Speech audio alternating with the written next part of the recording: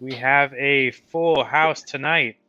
So I'd like to welcome everyone to an edition of Makersplace interview with a very, very special guest tonight.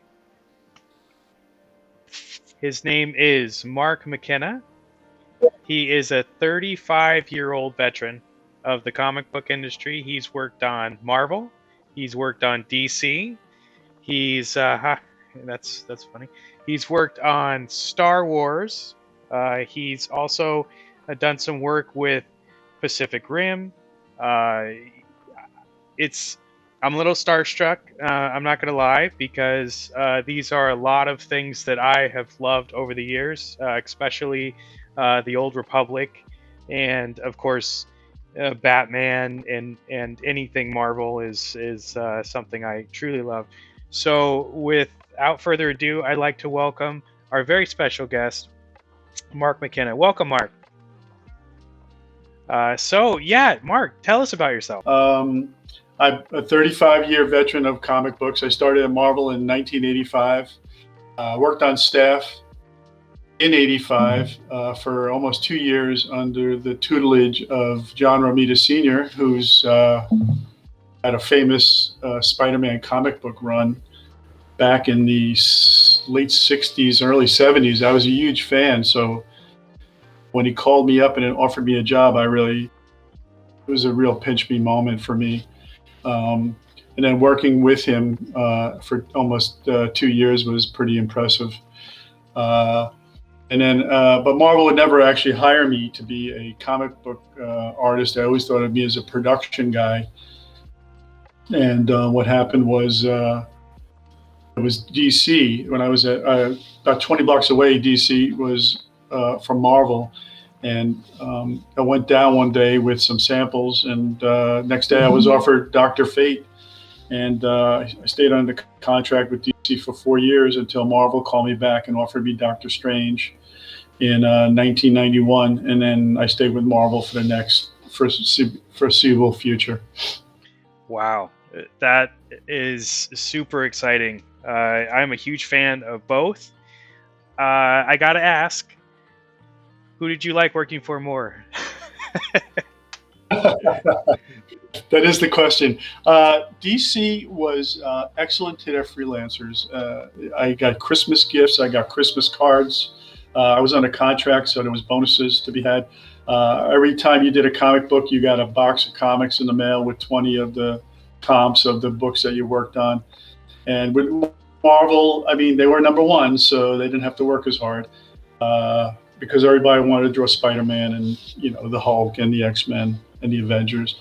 So I would have to say DC was better with the freelancers, but my heart always lied. I was kind of a Marvel zombie growing up, so a lot of my stuff comes from there. Wow, I bet you most of the people in this chat right now have seen your work over the years, but they didn't even know it, because Right. We're so focused on the comics and the characters and whatnot. Sometimes we don't look behind the scenes, but I don't know. I go between Marvel and DC quite a bit. Most of the time, Marvel as well.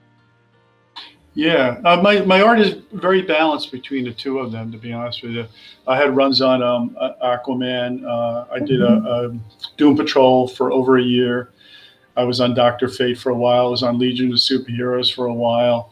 And then Marvel, I was on Iron Man for over a year. I was on a book called Exiles for a long time. There are actually 39 issues. That's my longest run in any comic.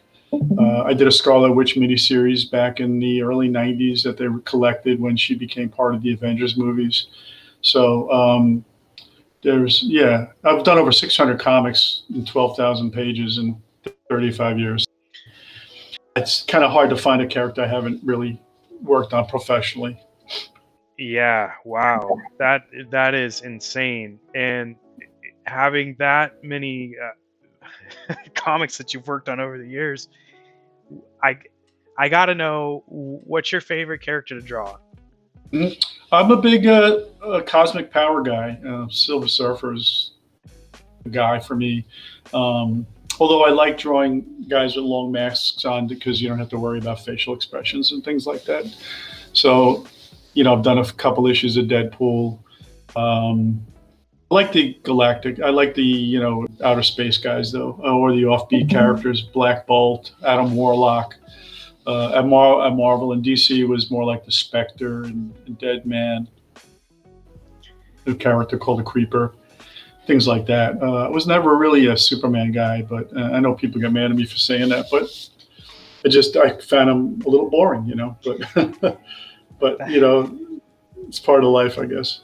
Yeah, I'm with you there. I'm I'm not a Superman guy either. I actually lost a friend on Facebook because I was not a Superman guy. Guy was mad at me. No kidding. He blocked me. Yeah. That's actually pretty awesome. I was like, wow, this guy takes it a little serious, I guess so. So not only do you draw you're a fan too. Is that a true statement?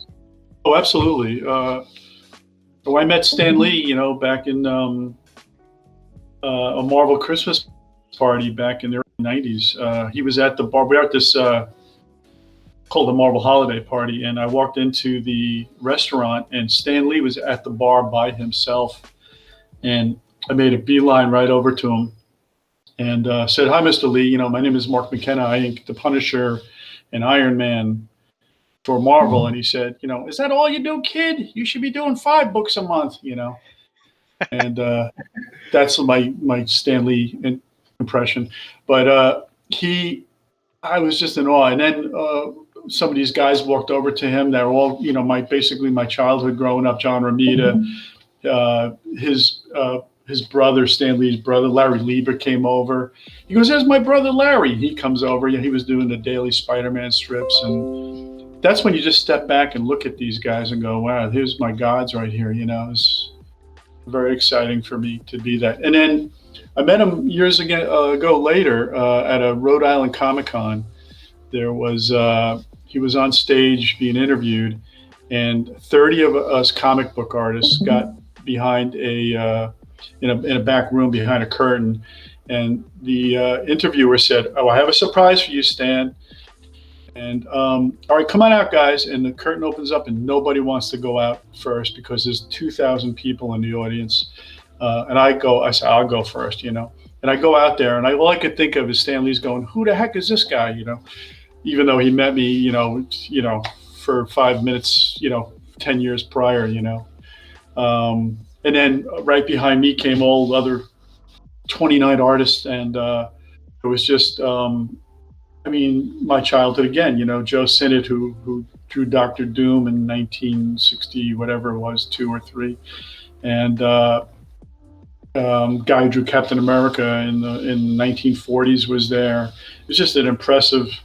And he just surrounded himself with these old fellas, and us younger guys just stood back and thought of, there's our childhood right there, Wow, that is amazing. I'd be pretty starstruck if I had the chance to meet Stan Lee, for sure. Yeah, it was a good moment. Wow. So one of the questions I had, seeing that you've done so many comics over the years, the character drawings, is it? I mean, you're working off of something that has been there. Do you put your own spin on it? Are you told no? You got to follow a certain, streamlined version of it, or is it all you? Yeah, so we're part of it. There's a whole assembly line team really that does the comic book, right? So it's a writer, it's a penciler, it's an inker, it's a letterer, and it's a colorist, and they have model sheets. They do model sheets, and you have to be able to adhere to whatever the character, because these guys regenerate their costumes or their hairstyles. For every time a new guy pops on the book, they either have to adhere to what's come before them, or they might want to give a fresh outtake on things. So we can put our spin. I mean, Batman's a classic, obvious one, because he's got his ears, his cowl ears change size no matter whoever draws them, but so, yeah, your editor is going to basically. I used to be able to have a physical hard copy model sheet that you would follow, but now they just send you to a website, and that's what you need to adhere to. Wow, that's that's interesting. It's kind of like behind the scenes a little bit. I like hearing that. Is there anything else you could tell us about the industry or the art that you could share with us? Well, so all us freelancers, I don't know if people notice, but we all work out of our house. The work at Marvel is really limited to production. Corrections in fixing. We all work through drop boxes now. And it's digital has changed the way the World Wide Web has changed everything dramatically. When I started in the mid '80s, everything was done by hand, and really Jim Shooter, who was the editor in chief at the time, wanted all of his artists to live, near New York, so they could come in a pinch if there needed to be, corrections done. And of course, as the early '90s popped in, the advent of image comics and digital coloring. And one example I have is that I was asked the day after Easter if I could help out on a Justice League one shot called "The Rise of Arsenal," which is basically Green Arrow's sidekick. And I said, "Yeah." I said, "I'll help out." And he said, I said, "Where's the artwork coming from?" And he said, "South America." I said, "Oh, so I'll see it in like 2 or 3 days?" They said, "No, we're gonna email it to you, high res file. You'll have it in 10 minutes." And bam, I had never done digital printouts before, whereas the pencil artist could be down in South America and send a high res scan to me, and I have to have the availability to print out what they call a blue line. And a blue line is basically a non-reproducible blue ink that shows to your naked eye, so you can render over it. But when you put it in a copy machine, the blue drops out. So in essence, it becomes a clean black plate, and that's changed the game pretty much across the board, because now you can be in Indonesia or Japan or Italy, and there's quite a few of them. And unfortunately, it's a very broad spectrum of artists now. The only problem with comic book artists in America is a lot of these countries can do the stuff more affordably, and it's a little more of a struggle now. And also, it's opened up a whole plethora of talent. Right? It's not just in the States now; it's worldwide. So it's changed everything too. Yeah, the digital age has changed quite a few things, and that kind of makes me ask this next question. Now, starting from the '80s Right? and seeing it go throughout the years. So I was reading comic books in the '80s, and then I had like a gap year of when I stopped reading comics for a while and jump in the mid '90s, and then in the 2000s. And I actually recently subscribed to one of the apps and started going crazy with reading all the comic books I've missed throughout the years. But I definitely noticed the art style has changed. Was it hard to adapt between the newer, like almost computer generated graphic art versus back in the '80s when it was a little bit different? Well, there is an obvious stylistically change. The Image Comics, what we call the West Coast art style. Jim Lee and these guys were doing a lot of zigzag lines and stuff, but that was not who I grew up with. I grew up with, Jack Kirby and Gene Colan and George Tuska and Herb Trimpe. These guys would all, when you were rendering or doing the art back then, it was basically more like an economy of lines. You didn't have to put 40 lines on a guy's face to show a shadow. You could just blacken it in, or maybe 3 lines. But and I've heard other guys talk about this. Now if you're paying by the line, these guys are losing money because the new art style is very intricate now. And I've never aspired to be that. I've always thought I'm going to stick to my guns and be who I am, true to myself.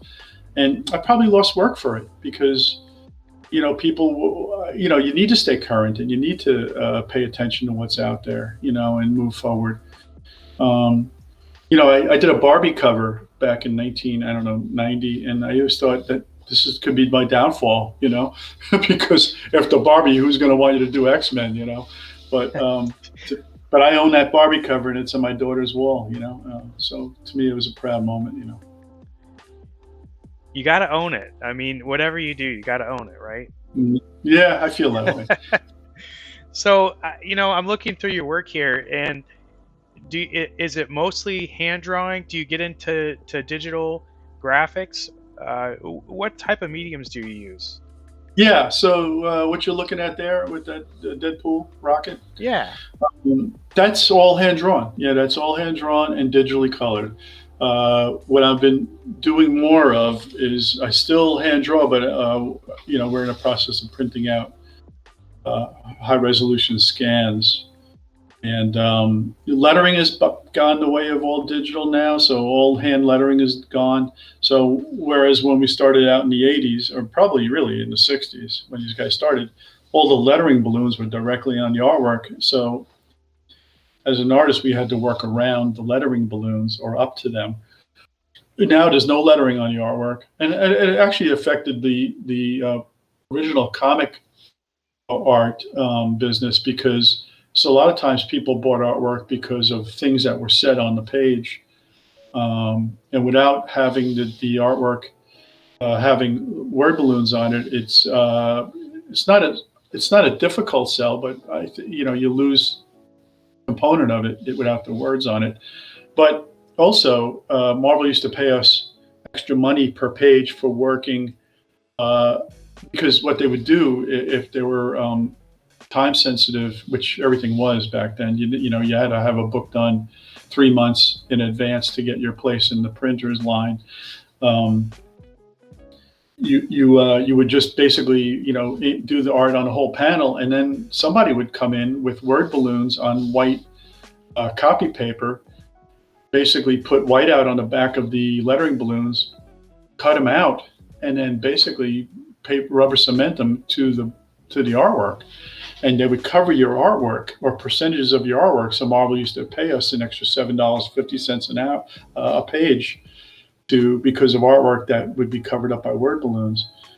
And then they incorporated that into our page rates at some point, or so they said. But now, if you don't see artwork with lettering on it at all. It's all digitally added later, which affected, of course, a lot of letterers' business, because say a guy like John Workman, who's one of the most recognizable letterers in the business, he made fonts, John Workman Light, John Workman Italic, and that's how he makes money selling his fonts. But to ask him to letter pages now, he probably pulls up his own digital files and uses those for lettering now. Wow, I actually find that really fascinating, that they were paying for.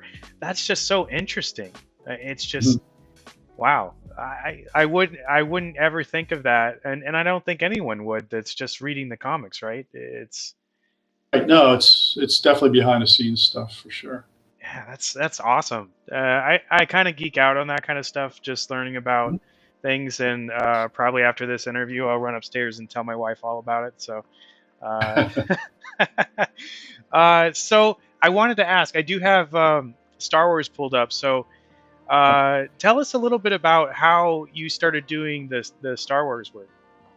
Yeah, so I had worked on some West Coast Avengers stuff at Marvel with a good buddy of mine, Dave Ross, who's a Canadian guy who's super talented, and he got offered to do the Old Republic Blood of the Empire, which I believe was the second web comic on the StarWars.com website. And he was asked, he was told he could work with another artist. So we had a good relationship. Dave and I are friends. And he invited me to work with him. Actually, before that, even happened, another guy who was working underneath me. I used to hire assistants to teach them a little bit about the business, and pay them to do assisting work like backgrounds, erasing pages, things like that. And I actually hired a couple of guys that have gone off to do quite well for themselves. I'm very proud of them. But one of the guys, Mark Irwin from La Jolla, said he needed, or they needed help on this Purge one shot. And I think anybody who reads the comics knows Purge is basically Darth Vader going, trying to take out all the Jedi. And I jumped in. I believe that whoever was working on the book was overseas, and I think there was a problem getting the artwork in a timely fashion. So they invited me to do probably half of an issue of Purge. So I got to ink work on Darth Vader professionally, which was very exciting for me. And then Dave came on with this Blood of the Empire book, and then we worked together on that. And that was a 5-part. Actually, it was bi-weekly or weekly on the website, and then they collected, I believe it was 84 pages in total. It was a 4-issue miniseries that they collected, and then they collected it again as a trade paperback. So it was 84 page, one, single book. And I had never done Star Wars other than the Purge stuff, but now you're exposed to the Star Wars, people, the fans, and it's scary. It's scary because if they don't like you, they flat out tell you, I don't like what you did. This guy sucks or something like that. And it was now I know why actors don't look at critiques of critical of their artwork. I mean of their movies, because some people can destroy you that way. But for me, it was enlightening, and I also felt that we came as the second web comic, that ours was better than the first one. So I think we were an improvement. So that was exciting too. And then the third thing I did for them was called The Lost Sons, which was also Old Republic, and I believe they had everything to do with, they use those characters in the Old Republic video game, or was it a video game or was it an online game? I can't remember. It was actually both. So they had, and this is, I'm going to get real geeky here, but they had Star Wars: The Old Republic, the first one, and then they had number 2, and then they made it into a massively multiplayer game, which I played all 3, and I've read every single comic that was ever made. Yeah.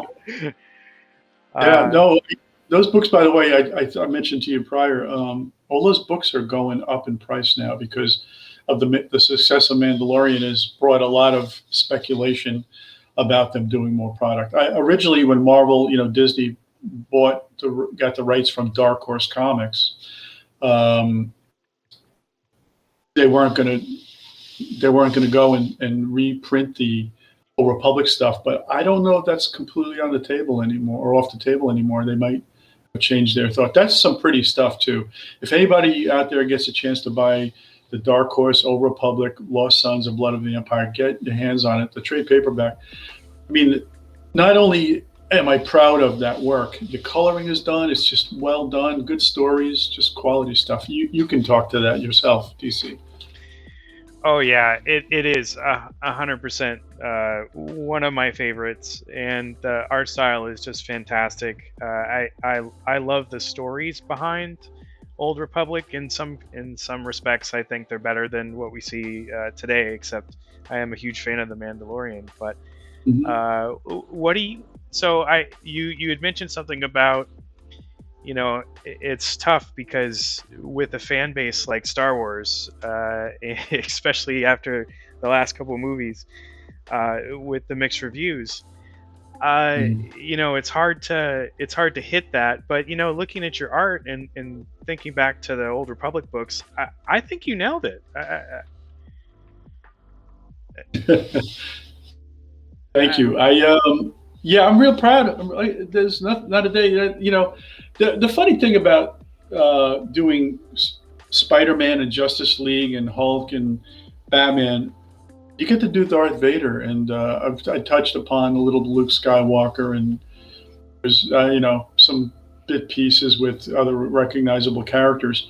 But selling original artwork to the Star Wars fans is a different animal than selling Spider-Man and Batman pages. I mean, you have a built-in audience that you know what your prices are with that. But I was sitting on probably, let's say I did 84, I did over 200 pages of artwork, and I had probably as many as 70 pages here. And I almost couldn't give them away at one point. Because a lot of the characters were old Republic characters, and a lot of people didn't really, know them super well. And then when I did do Darth Vader pages, I still sat on those for a while. And I remember an art dealer telling me, he goes, it's hard to sell Star Wars pages to comic book fans. So it was kind of I wish I had them now. They're all gone. I had some guy bought out my whole portfolio at one point for a few $1,000s. I just basically handed over everything to him. Oh wow, yeah. Yeah. I bet you it's kicking now because I've been reading the Darth Vader books, and they are fantastic. And I can tell you that a lot of the fans that had not picked up the comic books started reading those, and they are loving it. So yeah. You talk about the novels now, or yeah, the new comics. Oh, okay. Because I get confused as a comic book fan who's kind of jumped in and out throughout the years. I get kind of confused sometimes. The releases and then the new releases. So I get them a little mixed up, especially with the app, and that, I guess I'm just showing my age, but yeah, I don't know. I think all of the books are fantastic. The storylines are great, and I recommend them wholeheartedly. Yeah, no, they should use some of the guys that write the comics, to do more of the, some of the live stuff. That's been the biggest problem with Marvel and DC. They weren't using comic book writers to write their stuff. They were using, screenplay writers. They sometimes they missed the mark with that. They do, for sure. And you mentioned something about how is because it shows on your website you've been to a lot of different Comic Cons, and how is that experience for you? So I've done 35 years of Comic Cons. I probably was averaging 20 appearances a year for the last few years, because everybody and their mother was putting out a Comic Con. I was in Amsterdam for a Comic Con, which was surreal because some kid came up to me from Belgium with my comic books and asked me to autograph them, and I've been in France, for Comic Cons, and Calgary, Canada, and I've been traveling a lot. But because of COVID, we haven't had the opportunity to travel. I lost out on 19 shows last year. And it's been difficult. I forgot where I was going with that.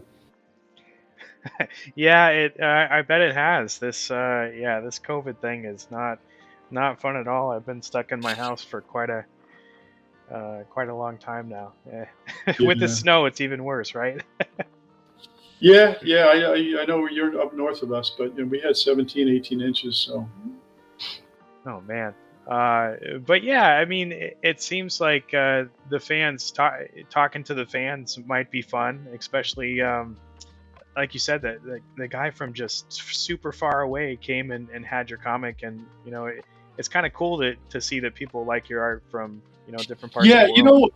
Because we're all freelancers and work out of our house, we don't get a chance to interact with fans. So a lot of times you do a show and you get these that are nervous to meet you, and I was a fan before anything, so I know what it's like. And I've been told I'm the nicest guy in comics, but why be anything other than a nice guy? People are buying your artwork, you get royalties based on sales. They're helping that. They come around, they appreciate you. Now that's what I was going to remembering was the Star Wars celebration in 2012. I was one of 20 featured artists at the Acme Art Show, and I did a piece for that. And that was, I don't know if you've ever been to one of those celebrations, but there was 75,000 hardcore Star Wars fans there. This was the one in Orlando at the Orange County, Convention Center, and I did a piece for that art show I called it Duel of the Twi'leks, and I basically had Alice Sakura fighting Darth Talon, kind of a what if kind of a thing, and they pre-sold 40 of these pieces that I did, at $35 each, and then when I got there, I sold another 60, and it was a tremendous experience. Of all the Comic Cons I've done over all these years, I've never had the success that I had at the Star Wars celebration, to be honest with you. Wow, that's Yeah, awesome. It was pretty epic, and and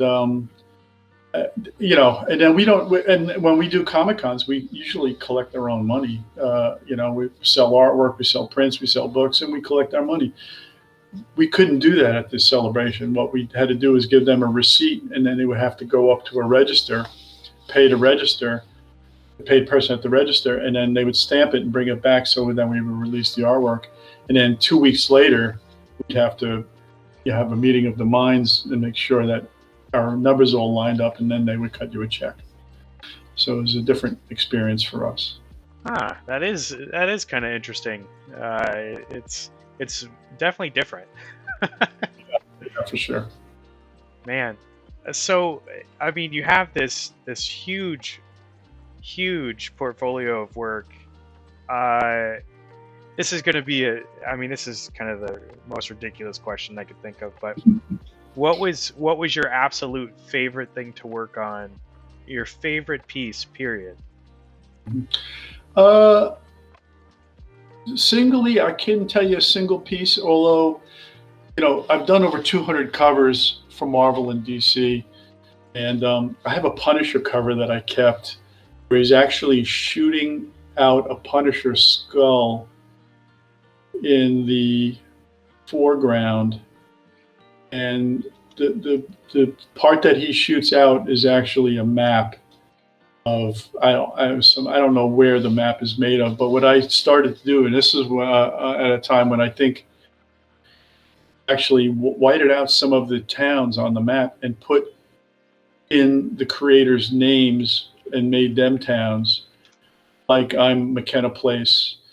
And there was the editor was Daly, so we put Daly Town, and then McConeburg, it was Mike McCone, and then the letterer then the assistant editor was Tim Toohey. We put Toohey Springs, and I actually hand lettered these in there, and the editor thought it was such a great idea that he actually typeset all the made up towns and put them on the map. And nobody really knows that. That's kind of one of those insider things that, even though I have the original art hanging on my wall, anytime that somebody brings one of those comics, it was Punisher Warzone number 16.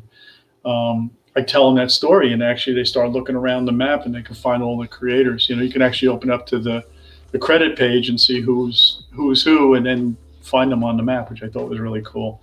So that's a very exciting piece for me to own. And then I have a Justice League World Without Grown-Ups piece. With Batman, the whole Justice League, and actually Bill Clinton is on a monitor. He's telling them what they got to do. What that book did was it introduced the Young Justice, which is the kids. Young Justice, not the Teen Titans, but Robin and Wonder Girl and all them. Yeah. So we basically introduced them to the world on that. And there's that Punisher cover. Yeah. Ha! I found it. Yeah, there you go. So actually, you can see, I don't know, you have to scroll in there, but you can see McKennaville, I think, down there underneath his, yep. Right there? Yeah. That's yeah, awesome. Yeah, so you can go around. There's McCone right above me there. So that was kind of fun. And that original's hanging up on my in my studio. So that's kind of cool. Wow, that is awesome. That storyline is a little crazy because it's five part series, and basically he gets knocked out and he wakes up with amnesia, and these criminals put him in an atmosphere where he thinks he's married and works a construction job, and he doesn't know who he is. And little things like somebody starts a fight at work and he takes the guy down combat style, He doesn't even know how he could do it, So some guy say, "Wow, Frank, I didn't know you had that in you," And he goes, "I didn't know I had it in me either." Or he's mowing his lawn and he's mowing his lawn in the shape of a skull, things like that. And it was a good little series, but it was about, because it was 5 issues, 22 pages each. There's probably 80 pages of the Punisher, living in a house with a family who he's not very Punisher-like. So you had to get through a lot of stuff to get to the payoff. It was tricky book, but there's the payoff right there, issue 16. Oh, that's cool. I like that kind of build up, and you see that in some of the new stuff coming out, like WandaVision. Uh, Absolutely, that's a good yeah, point. I love it. And so that actually brings me to the next question I had for you. What do you think about the TV stuff, the movie stuff? What do you think about all that? I think, listen, I'm on top of WandaVision. I'm all in. I'm all in. Some of my friends said it was the worst piece of garbage they ever seen after the first episode. And they thought even them trying to, play off of the 1960s stuff wasn't done well. And I got a sense that where it was going. And, Kevin Feige, I think he's a smart guy. I think this is going to evolve into something completely different than what it started out as. And I think people know that's happening now. I think after 1 or 2 episodes, you're like, oh, God, where are we going with this? But they give you just enough of those little Easter eggs to know that this is going to be cool ride. I'm excited. They showed, I think, a teaser for a trailer for the Winter Soldier Falcon stuff on the Super Bowl. So that looks it's a big, for me, seeing Spider-Man the first time swing across a building was like my childhood, because I used to live in Brooklyn as a kid, and I remember looking at the Verrazano Bridge and thinking to myself, wow, the Hulk could rip this thing apart, and I look up in the air and I can imagine what it'd be like, the Human Torch flying overhead, and it just, it's a kid's kind of wonderment, so to see these characters, and done well, in movies is, the kid comes out in you, it's very exciting, So, and then of course, if I've had something to do with the characters, like in Days of Future Past, the X-Men, they introduced Blink, and Blink was the lead character in the Exiles book that I did the 30 issues for.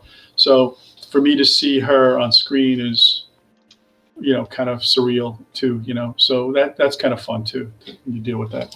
Oh man, I love that. I love that story. And yeah, when I've been to New York just a few times, the city, and yeah, watching Spider-Man. So I watched Spider-Man, in California a long time ago, but going through New York, and for me, playing the video games throughout the years, and then playing the newest Spider-Man on PS4. Mm-hmm. I mean, wow. It's just like, I mean, even going to different places around New York as Spider-Man, I thought that was pretty badass. I'm not gonna lie. Yeah. I worked at Marvel, 10th, 11th floor. I mean, there was, Stan Lee used to jump up on the table and mimic these characters. So guys would have a sense of how to draw them. Man, that's awesome. That is so awesome. And we do have a few questions I want to ask related to comics. So one of the questions we had from the audience was, have you ever had a relationship with Jose Delbo? Jose is the crypto artist that on Makerspace that got me started. In fact, we both use the same web designer. Who's now a friend of mine, Steve Freivogel, and I think Jose was using him also for creating his website. I've not met Jose personally, but we know of each other, and there's a very mutual respect for each other. Now, I also am kind of a generation ahead of him in as far as, he was recognizable in the late 60s, early 70s. I was still in high school, in the 70s. So he comes before me, but his his following is tremendous, on the Makersplace, or these crypto sites. And I was happy he took me along for the ride for the first drop, and we did a couple pieces together. So I do know Jose. I know his grandson, Nick, and I have a great respect for the man. That's awesome. Yeah, and one of the questions was, have you ever thought of collaboration? And it sounds like you have. We did a piece that was set up by him and the fellas up at a Makerspace, where in the front of the piece, kind of set up like bowling pins. Jose did character call, I believe, Mr. Death in the middle, and then off to the left behind him was, I believe, Wonder Woman, and then Batman, maybe Superman, or just two of them. And then on the right side, I drew Darth Vader and Deadpool. And we collaborated, and when we went percentages, and I think he sold out, or we sold everything in less than 2 hours. So it went really fast. Yeah, I do remember vaguely. I mean, in the crypto world, it's like, 20, 30 years ago. But I do remember that was happening, and that was super, super hot. Super hot. Mm-hmm. Yeah. I have to thank everybody who's helped me get to this place. What you're looking at on the screen now is the last art drop, but the new stuff that I'm gonna it'll be live tomorrow at 6:30 Eastern time, is better, I think, and more exciting than what I've done here. So yeah, I'm very excited about that.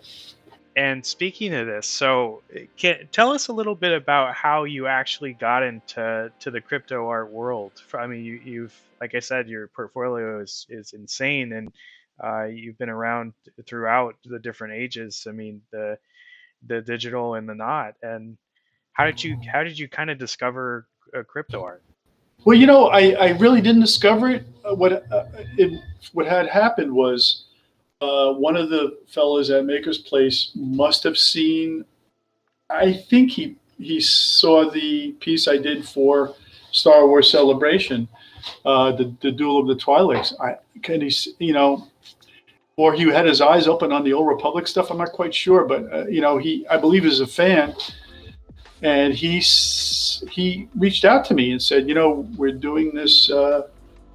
He asked me if I was familiar with it, and I wasn't, about doing this. And but I was game to do something new, because it's been a while since I worked for Marvel or DC.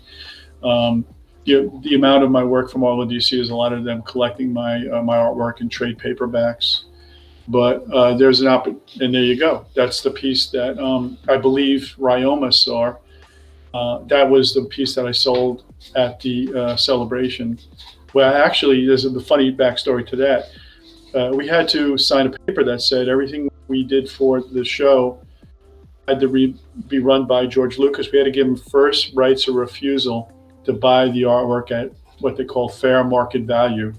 Well, we also know that, George Lucas had $4 billion, and you want to raise the prices, right? But we had to offer it to him first at what was a fair market value. And if he decided against it and you looked at the price, you had to offer it to him again. So everything that I was allegedly selling that was Star Wars printed artwork had to be run through him. I believe that year in 2012, he didn't buy one piece of the 20 or so pieces that were there.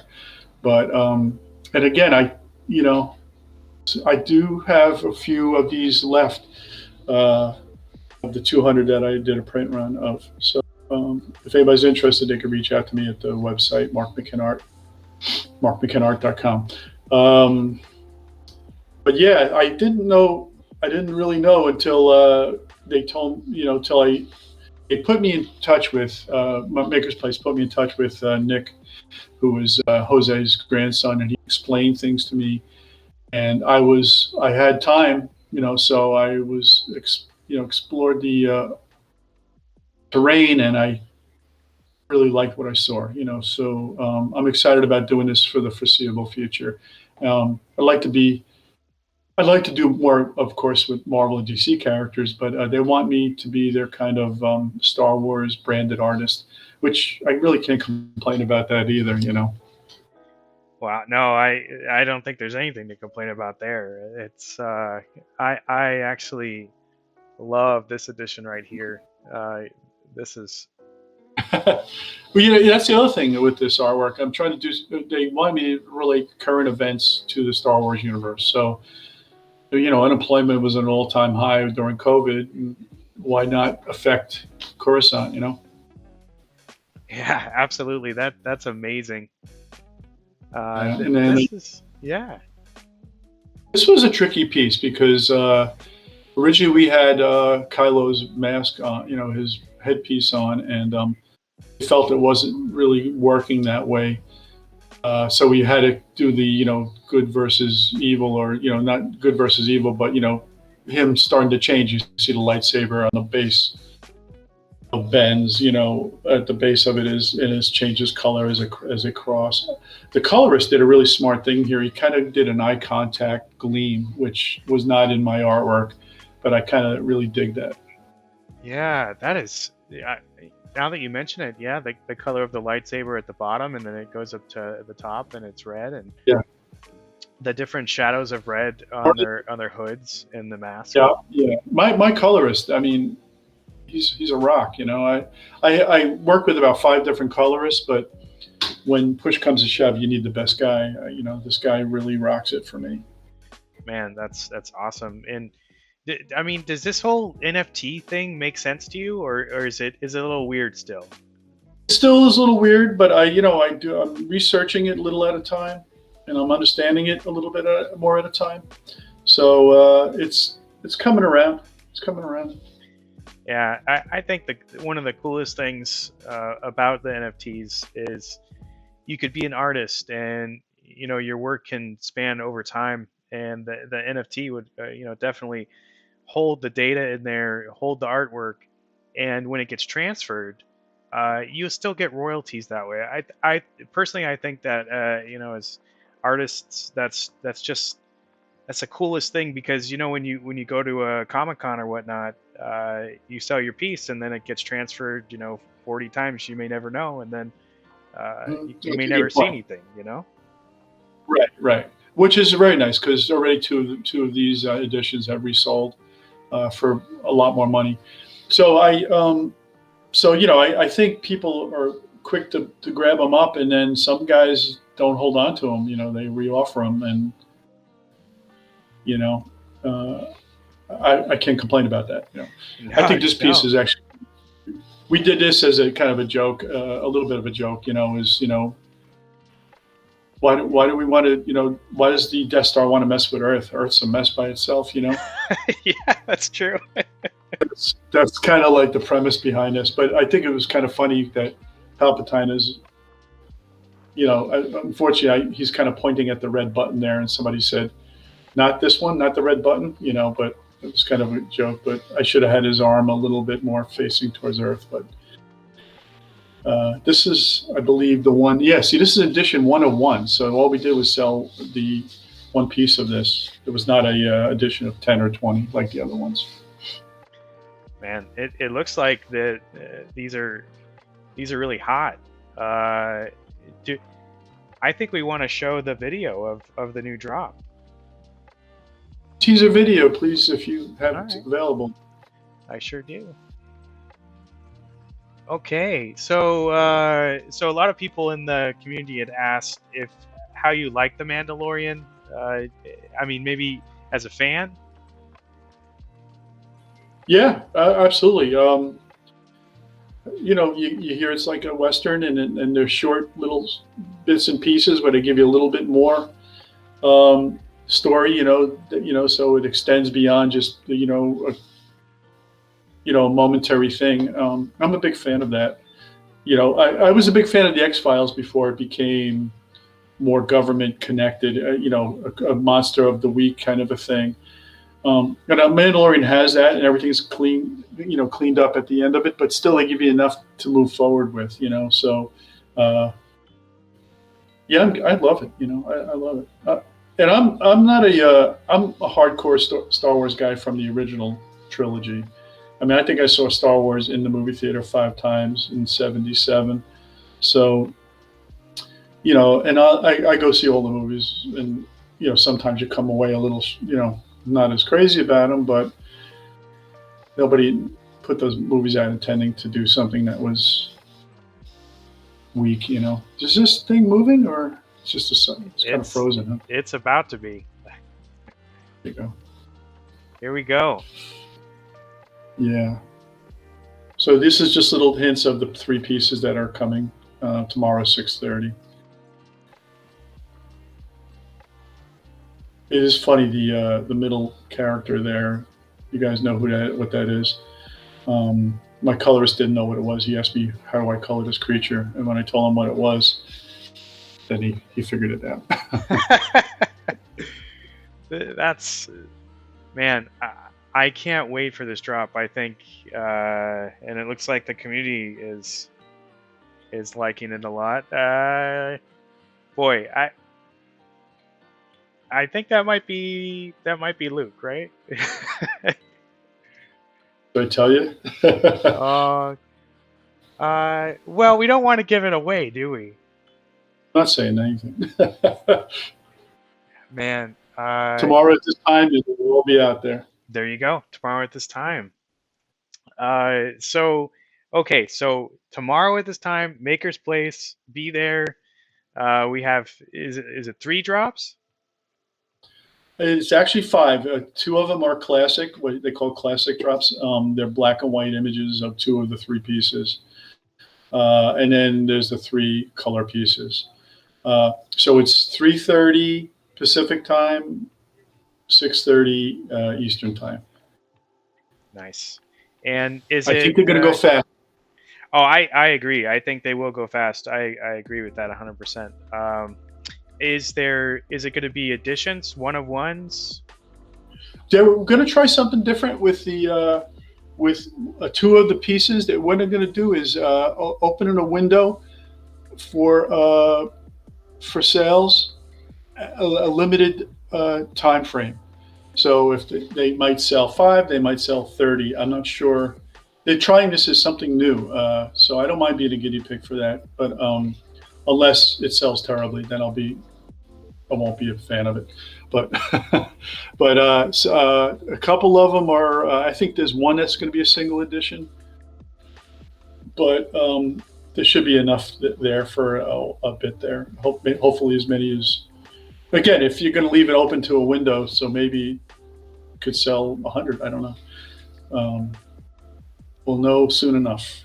Wow, that is awesome. I personally can't wait for that. I can't wait to see what they look like completely. I can't wait to see the different. I think I know what the second one is in this. I think I know, but I'm gonna find out. I'm thrilled to death with these 3 pieces. Every one of them has something special about it, and it will touch people in a certain way. I mean, if you're a Mandalorian fan, of course you like the first one. To me, the monster piece is my coolest piece so far. Yeah. So that's where we're at with that. So before we leave, I've been a little selfish. I apologize. I usually get a little selfish in these, and we did have some questions from the audience. One thing I want to mention, shout out to Magmaster. One of your pieces was featured in Mag NFT. It's a awesome blockchain NFT magazine out there. So that's awesome. Thank you. Yes.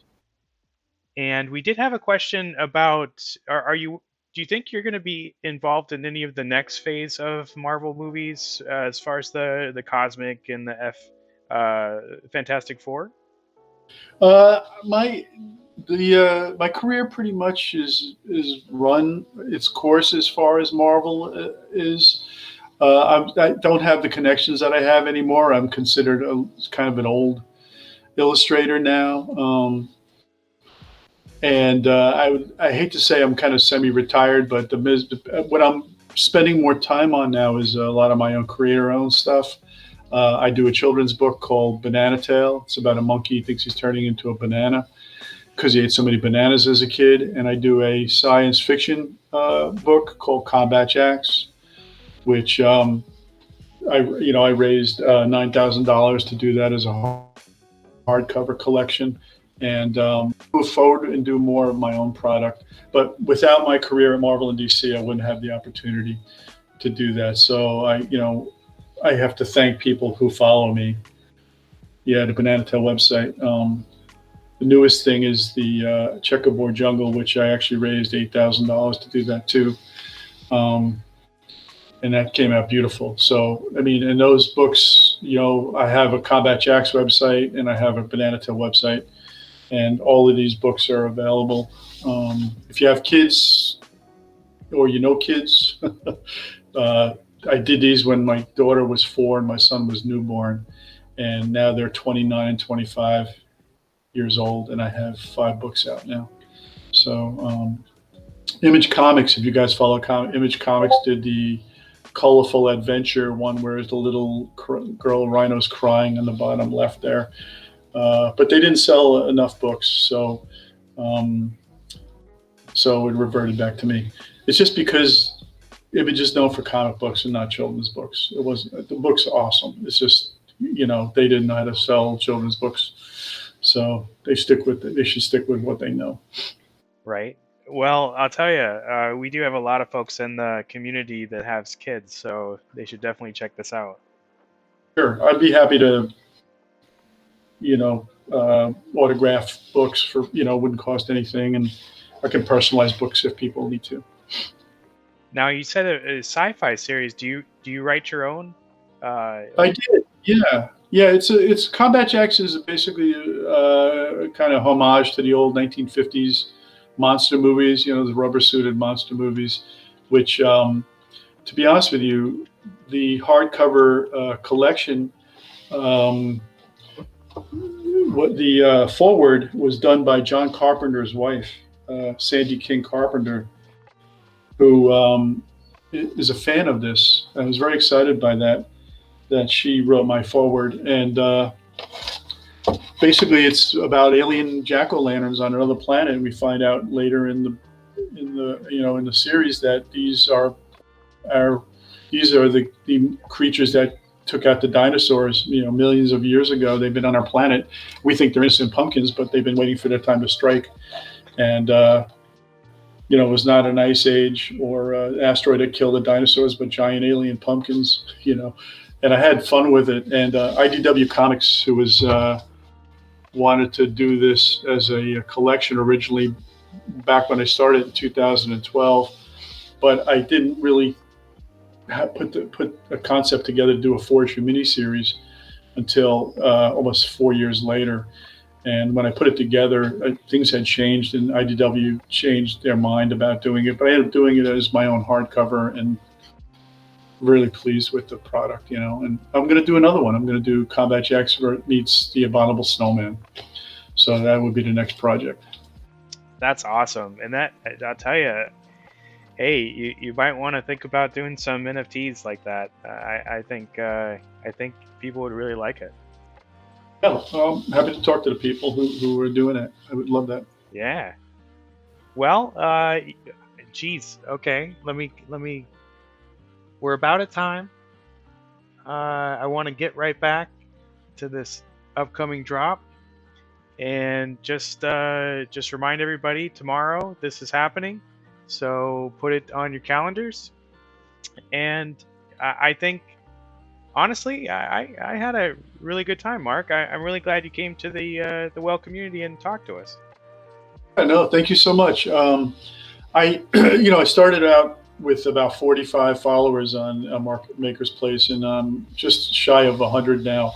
So I'd love to hit the 100 mark. Hopefully I will, as soon as this stuff happens. And honestly, I'm really excited about this drop, like I told you. So I think the fans of this stuff will be pretty jazzed. Oh yeah, I mean, there's no doubt in my mind for sure. And if you haven't, everybody, please go follow Mark on Makerspace, and I will drop some links on his socials and uh, information on the drop, etc. But it's been a pleasure, and I really enjoyed listening to all the different insider information about the comic book industry, and you just have a crazy portfolio, and it's so cool that you're actually talking to me on Discord.